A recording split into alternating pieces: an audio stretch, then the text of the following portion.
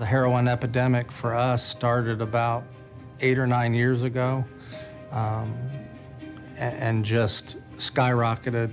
Last round of statistics that we've looked at, the opiate problem kills more people in the state of Ohio than motor vehicle accidents. You know, after 4 or 5 years, we figured out there's no arresting your way out of this. I had no idea how to stop these overdoses. It's really scary when you hear about people that they almost die and they leave the hospital and then they go back and do what they did and almost die again. And it's how are you gonna fix that?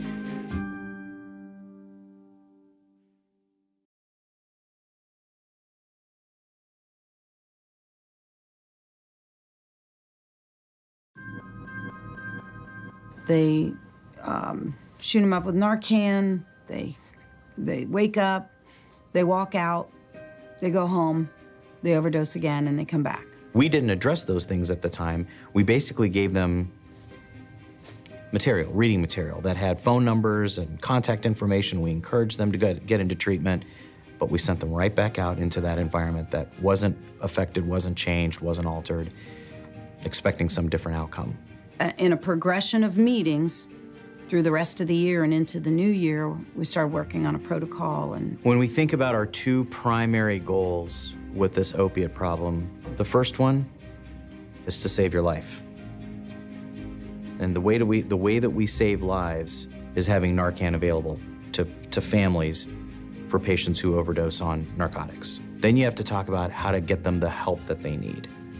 So the second arm of this is using our peer recovery coach program for early and appropriate engagement around the recovery process to help them hopefully battle this so that they don't ever use again. We see our role now as being a community member trying to help take our community back by working with law enforcement, with the judicial system, with EMS, working on the protocols that the EMS might use, having a process of communication with our law enforcement friends, and then having a process when a patient shows up in our emergency department to get them the help that they need urgently, but then when they're in the right frame of mind, to be able to provide them a resource that can get them the help that they need.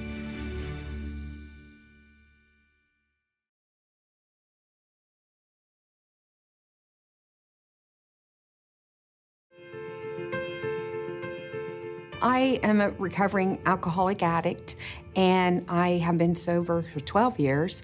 I relate to them, so when I go in and meet with them, I say, I've been there where you're at, and they can relate with me better. We're feeling very positive about the number of people that have gotten into treatment. I've counseled 32 addicts through the Ohio Health emergency room. Now what we're doing is we're following those patients, and we're trying to find out how many of those get into treatment, and most of them do. How many stay in treatment, and so far most of them have. And the question will be long-term, how many of them stay out of the way of drugs, and we hope that most of them do.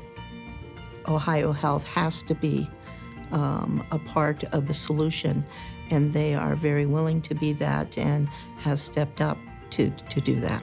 Ohio Health's goal is to save lives, and they're saving lives. I'm proud of this work, and I'm proud of the engagement level that we've had with all of the other members of this community.